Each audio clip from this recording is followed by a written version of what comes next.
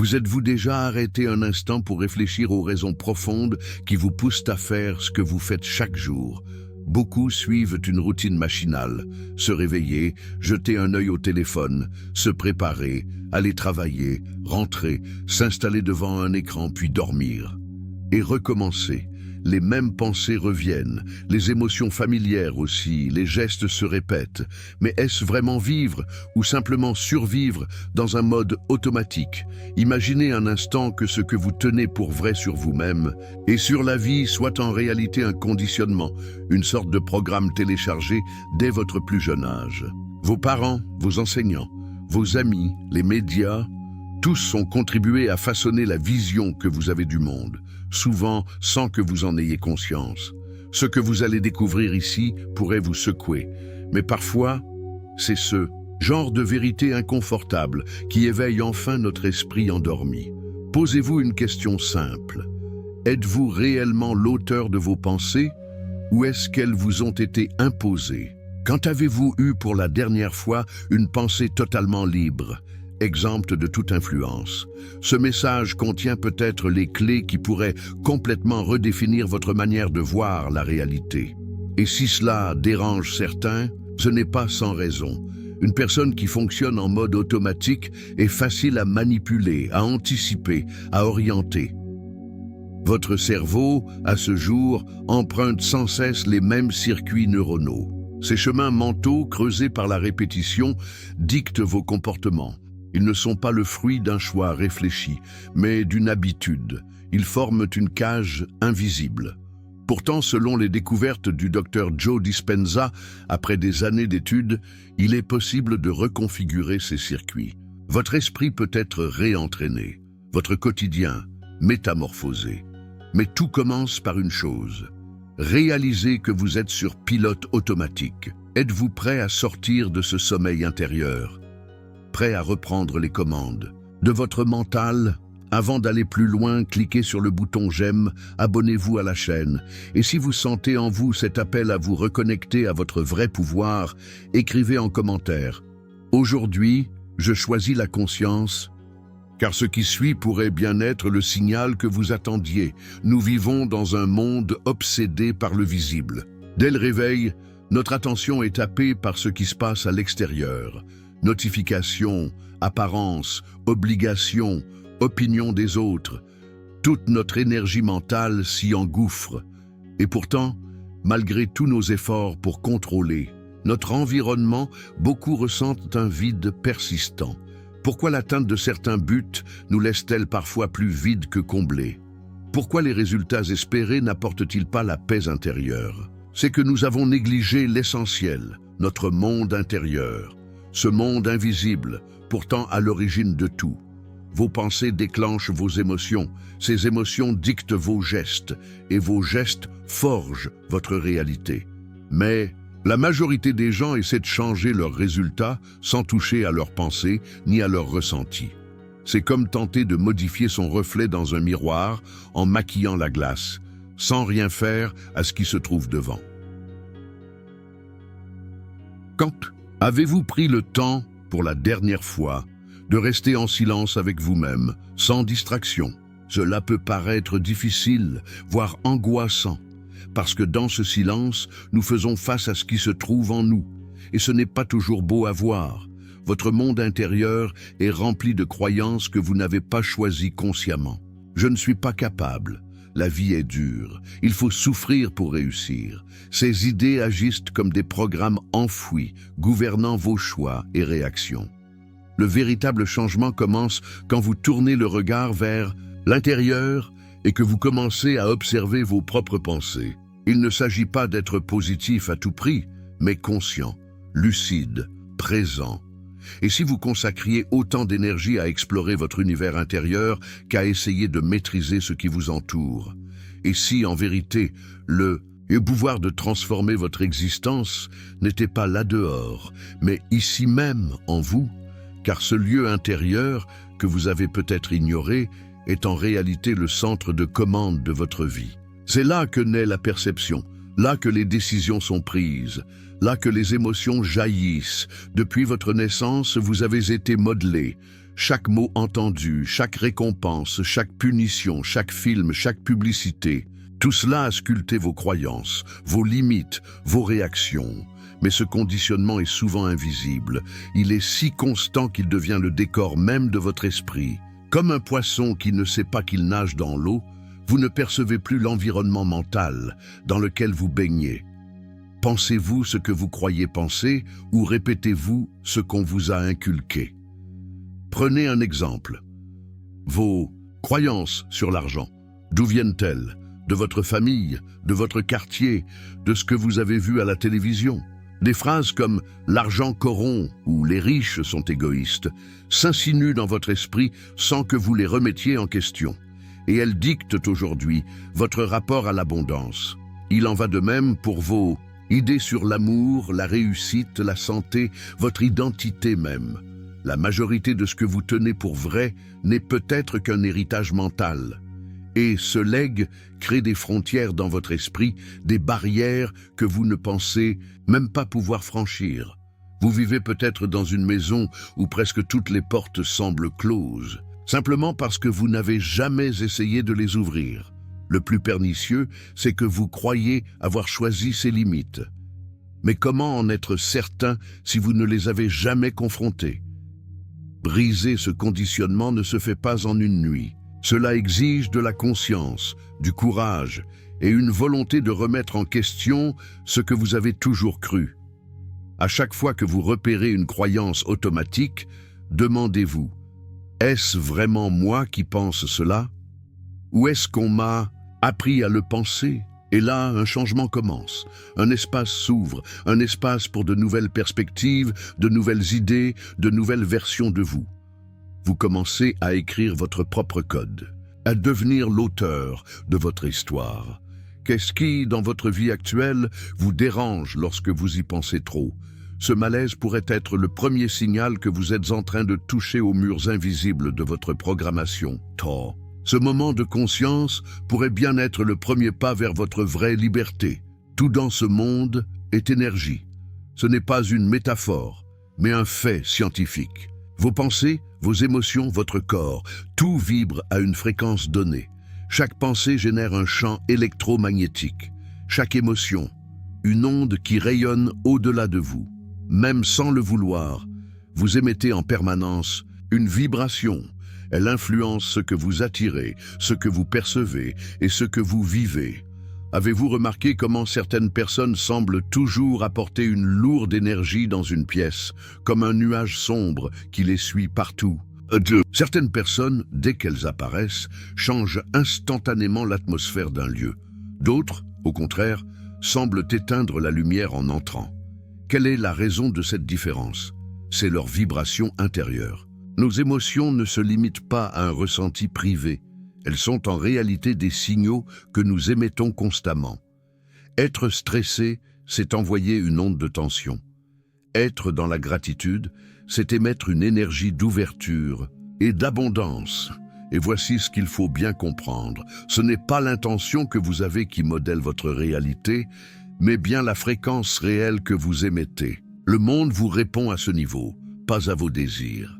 C'est ainsi que deux personnes peuvent vivre la même situation de manière radicalement différente. Une personne peut entrer dans une réunion pleine d'assurance, persuadée d'obtenir ce qu'elle veut. L'autre, pétrifié par la peur de l'échec, sabote ses propres chances. Ce n'est pas l'événement qui fait la différence, mais l'état intérieur avec lequel on l'aborde. Prenez un instant pour réfléchir. Quelles ondes avez-vous émises ces derniers jours? Était-ce l'impatience, le doute, ou bien l'espoir, la reconnaissance, la paix? L'énergie dominante en vous devient votre carte de visite invisible, celle que l'univers perçoit avant même que vous ne parliez. Vous pourriez croire que vos émotions vous contrôlent, comme si elles apparaissaient spontanément, sans que vous puissiez y faire quoi que ce soit. Mais c'est une illusion. Vos émotions découlent de vos pensées. Et vos pensées, vous pouvez apprendre à les diriger. En modifiant consciemment votre façon de penser, vous ajustez votre état intérieur. Et lorsque cet état change, tout votre champ énergétique se transforme. attirant des expériences alignées avec cette nouvelle fréquence. Il ne s'agit pas ici de faire semblant d'aller bien ou de se forcer à sourire. Il s'agit de reconnaître que vous avez le pouvoir de choisir consciemment l'énergie que vous incarnez. Ce pouvoir est entre vos mains. Imaginez un instant ce qui changerait dans votre vie si, au lieu de réagir automatiquement, vous choisissiez avec intention la vibration que vous voulez transmettre. Chaque jour, vous envoyez une sorte de message à l'univers. Ce signal modèle la réalité que vous vivez demain. Alors, posez-vous cette question essentielle. Suis-je prêt à ajuster ma fréquence si ce que je reçois ne me convient pas? Joe Dispenza parle souvent de ce principe.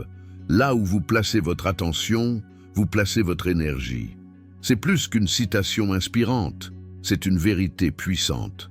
Votre attention agit comme une lentille. Ce que vous regardez intensément grandit dans votre vie. Le reste s'efface dans le décor. Vous l'avez sûrement remarqué. Le jour où vous achetez un nouveau type de voiture, vous commencez à en voir partout. Pourtant, ces voitures n'ont pas surgi magiquement. Elles étaient déjà là. C'est juste que soudainement, vous étiez prêt à les remarquer. Ce que vous choisissez de regarder devient plus présent, plus réel. Il en va de même avec les émotions, les idées, les opportunités.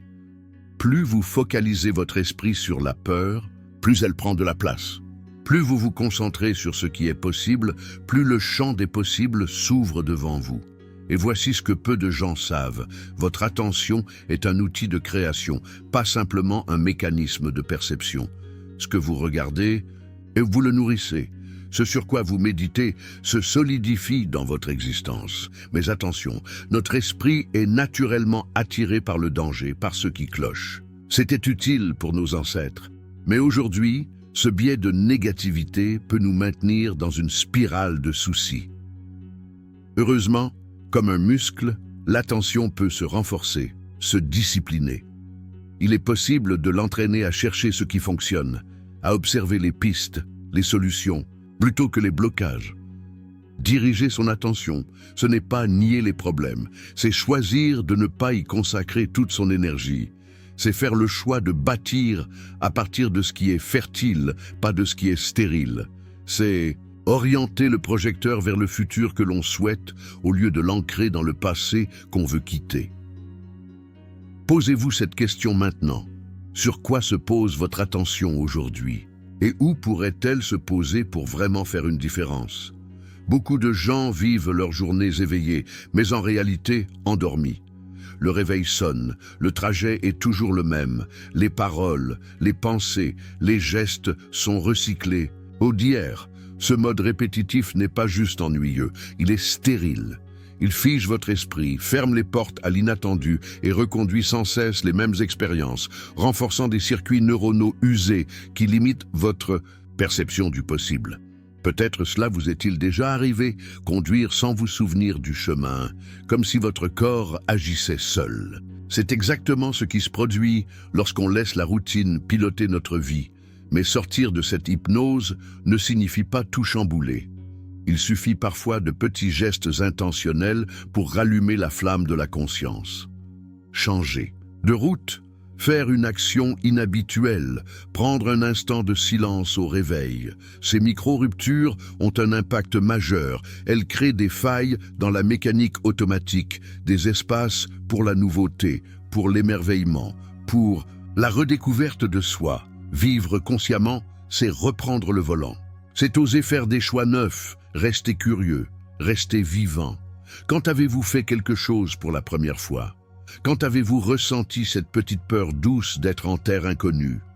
C'est peut-être le moment d'y revenir. Enfin, souvenez-vous, les émotions ne sont pas juste le fruit des circonstances. Elles sont des portails, des ponts entre vos pensées et la matière. Ce que vous ressentez façonne votre réalité. Les moments d'extase, d'amour, de gratitude ne sont pas juste agréables. Ils sont créateurs. Ils modifient littéralement votre physiologie, élargissent votre conscience et ouvrent la porte à ce que vous pensiez impossible. Alors, que voulez-vous vraiment ressentir? Et que seriez-vous prêt à changer pour y parvenir? Votre équilibre hormonal ainsi que votre champ énergétique sont directement influencés par votre état émotionnel. Maintenant, imaginez ce qui se passe lorsque vous vivez constamment dans la peur, l'amertume ou l'indifférence. Ces émotions agissent comme des freins. Elles contractent votre énergie, réduisent de votre capacité d'attention et ferment votre champ de perception. C'est un peu comme si vous avanciez avec des œillères, ne voyant que les obstacles et les limites. Ce que vous ressentez à l'intérieur de vous a bien plus d'impact que ce que vous croyez. Vos émotions ne sont pas uniquement des réponses. Aux événements, elles jouent également un rôle dans leur création. Autrement dit, elles ne découlent pas simplement de ce qui vous arrive, elles influencent ce qui va vous arriver. Voilà pourquoi les affirmations positives seules sont souvent inefficaces. Des pensées dénuées de sentiments profonds manquent de substance. C'est l'union d'une intention claire et d'une émotion puissante qui déclenche une réelle transformation. Alors, comment prendre les rênes de votre monde émotionnel? Cela commence par un constat essentiel. Les émotions ne sont pas de simples accidents. Elles prennent racine dans vos pensées, dans ce sur quoi vous portez votre attention et dans la manière dont vous interprétez ce qui vous entoure. En acceptant que vous avez un rôle actif dans la création de vos ressentis, vous pouvez commencer à générer consciemment des émotions qui soutiennent votre croissance personnelle. Par exemple, vivez la gratitude non pas comme une pensée passagère, mais comme une sensation qui prend vie dans votre corps. Remémorez-vous des moments de bonheur ou d'amour si intensément que vous en fassiez une expérience physique, ici et maintenant.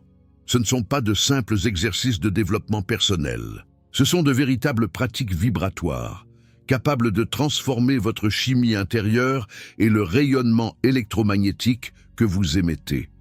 Elles ouvrent des portes, vous faisant passer d'un état d'esprit à un autre.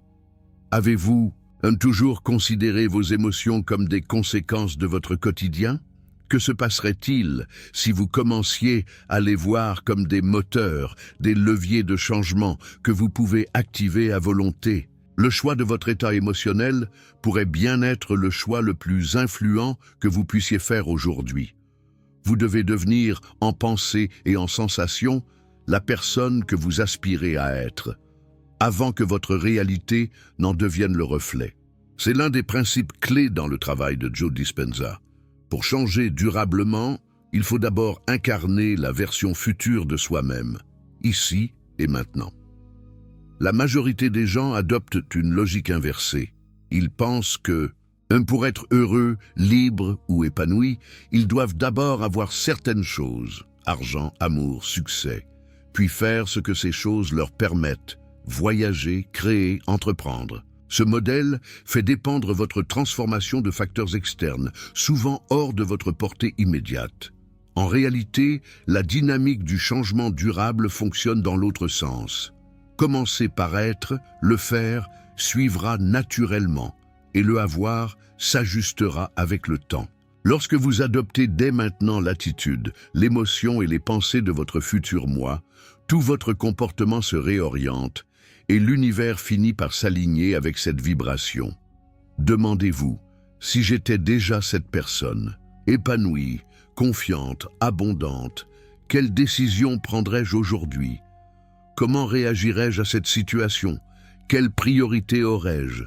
Ce n'est pas une question de se mentir ou de faire semblant.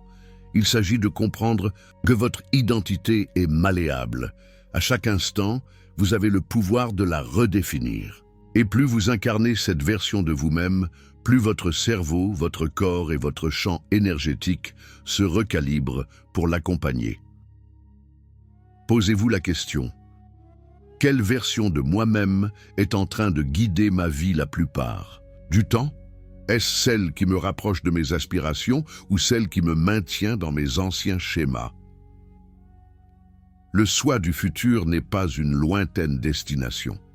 C'est une posture intérieure que vous pouvez adopter dès aujourd'hui. Et dès que vous la maintenez régulièrement, votre environnement extérieur s'en trouve irrémédiablement transformé. Il est fondamental de comprendre une chose que beaucoup ignorent encore.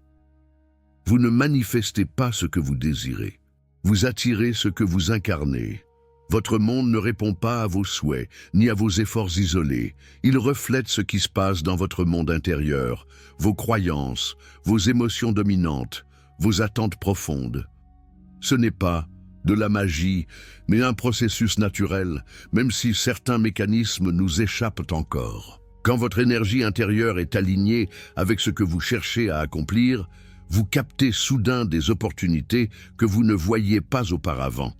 Vous adoptez des comportements différents, vous osez plus. Vous agissez avec foi là où vous auriez hésité. Vous trouvez des idées là où vous ne voyez que des murs. Prenez l'exemple d'une personne persuadée qu'elle n'est pas digne d'amour. Elle peut affirmer vouloir une relation, mais son énergie communique le contraire. Elle interprétera la neutralité comme du rejet, repoussera ceux qui s'approchent, est trop près, et s'abordera inconsciemment toute connexion prometteuse. Sa réalité ne reflète pas ses envies, mais bien sa croyance cachée. À l'opposé, imaginez quelqu'un qui vit intérieurement dans l'abondance, indépendamment de son compte bancaire. Il prend des décisions depuis un espace de confiance, pas de manque. Il investit en lui-même là où d'autres se retiennent. Il détecte des opportunités, là où d'autres ne voient que des freins. Avec le temps, la différence entre ces deux réalités devient flagrante. L'une stagne, l'autre évolue. Et cette évolution ne vient pas de l'extérieur. Elle commence toujours à l'intérieur.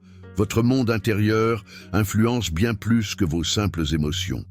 Il émet aussi une vibration, une empreinte subtile qui interagit avec tout ce qui vous entoure. Chaque pensée que vous entretenez, chaque émotion que vous ressentez, chaque croyance que vous adoptez, tout cela émet un signal invisible mais perceptible. Avez-vous déjà remarqué qu'une pièce peut changer d'ambiance rien que par l'arrivée d'une personne, ou que vous vous sentez inexplicablement attiré ou repoussé par quelqu'un? Ce n'est pas le fruit du hasard, c'est une dynamique énergétique à l'œuvre. Vous projetez sans cesse une sorte de message énergétique, et l'univers y répond, non pas en vous jugeant, mais en vous renvoyant ce qui correspond à cette fréquence. Ce n'est ni une bénédiction ni une punition, c'est un phénomène de résonance. Vous attirez ce qui vibre à un niveau similaire au vôtre. Ainsi, la véritable question n'est pas ce que vous souhaitez dans la vie, mais quelle fréquence vous émettez régulièrement. Supposons que vous aspiriez à l'abondance, mais que vous soyez habité par la peur de manquer. Votre vibration principale est alors celle du manque, pas celle de l'abondance. Si vous rêvez d'amour, tout en restant marqué par des blessures non cicatrisées, c'est la séparation que vous émanez, pas la connexion. Pour transformer votre expérience, il faut d'abord modifier l'énergie que vous projetez. Et cela commence par une honnêteté radicale avec vous-même. Quelle est réellement votre énergie dominante, celle que vous maintenez la plupart du temps? Imaginez un instant vivre chaque jour pendant un mois entier, comme si vous étiez déjà aligné avec ce que vous souhaitez vivre, non seulement en y pensant de temps à autre, mais en ressentant avec tout votre être ce futur déjà accompli. Y avez-vous déjà pensé? Avez-vous essayé de transformer votre vie tout en conservant les mêmes schémas internes? Quel résultat cela a-t-il donné? Chaque matin vous offre un nouveau choix. Perpétuer la même histoire, ressasser les mêmes pensées, raviver les mêmes émotions, répéter les mêmes comportements, ou bien ouvrir une nouvelle page, créer un autre récit. Beaucoup ne réalisent même pas qu'ils ont ce choix. Ils prennent leurs pensées pour des vérités, leurs émotions pour des fatalités, leurs habitudes pour des traits de caractère, et leurs circonstances comme des faits figés. Mais que se passerait-il si tout cela n'était que le fruit de décisions prises sans conscience? Et si, au lieu d'agir par automatisme, vous commenciez à choisir délibérément? Prendre les rênes de sa réalité signifie prendre conscience que votre attention, votre interprétation des choses, votre manière de ressentir et vos actions sont entre vos mains. Ce n'est pas faire semblant ou ignorer les difficultés, c'est faire face à ce qui est tout, en décidant ce que vous voulez construire à partir de là. C'est une posture intérieure de pleine responsabilité. Face à un obstacle, vous pouvez décider de le voir comme un échec ou comme une opportunité déguisée. Face à une erreur, soit vous vous jugez, soit vous apprenez. Face à l'incertitude, vous pouvez trembler ou explorer. Ces choix peuvent sembler insignifiants sur le moment, mais mis bout à bout, ils sculptent des vies complètement différentes. Une personne qui cultive des pensées élevées, des émotions nourrissantes et des actions alignées verra naître une réalité bien différente de celle qui reste engluée dans le passé. Vos anciens récits ont peut-être l'attrait du connu, ils vous donnent un sentiment de sécurité. Mais sont-ils en accord avec la personne que vous aspirez à devenir, ou vous enferment-ils dans une version de vous-même que vous avez dépassée? Vous avez la possibilité à chaque instant d'écrire une nouvelle histoire.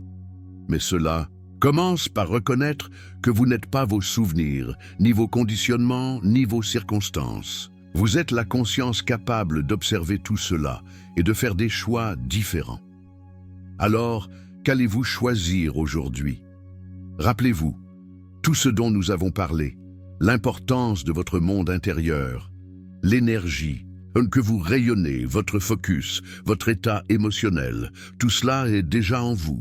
Vous n'avez pas besoin de chercher à l'extérieur. Il suffit de vous reconnecter à ce que vous aviez simplement oublié.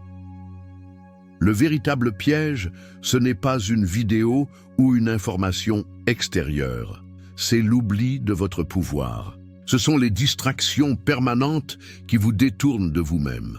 Ce sont les messages répétitifs qui vous font croire que votre valeur dépend de ce que vous possédez et non de ce que vous devenez. C'est cette programmation sociale qui vous pousse à remettre votre pouvoir entre les mains d'autrui. Sortir du pilote automatique n'est pas une décision ponctuelle, c'est un engagement quotidien. C'est remarquer quand vous retombez dans d'anciens réflexes et vous ramener avec douceur à la présence. C'est faire preuve de bienveillance envers les parties de vous qui résistent tout en restant ferme dans votre engagement à évoluer. Le passage de la réactivité inconsciente à la création intentionnelle n'est pas un long fleuve tranquille. Il y aura des moments de rechute, des oublis. Cela ne signifie pas que vous avez échoué, seulement que vous êtes humain. L'essentiel est de revenir à la conscience, encore, et de réaligner votre monde intérieur avec ce que vous voulez voir émerger à l'extérieur. Vous avez bien plus de pouvoir que ce qu'on vous a laissé croire. Vos pensées, vos émotions, votre énergie, votre attention, ce ne sont pas seulement des réactions à ce qui vous arrive, ce sont les leviers de votre réalité. Alors, je vous pose la question. Allez-vous continuer à vivre en mode automatique, prisonnier de vos anciens conditionnements? Ou allez-vous répondre à cet appel à vous réveiller, à redevenir le créateur conscient de votre existence? Ce choix vous appartient. Il a toujours été là. Et maintenant que vous le voyez, vous ne pouvez plus faire semblant de l'ignorer. Alors, que décidez-vous?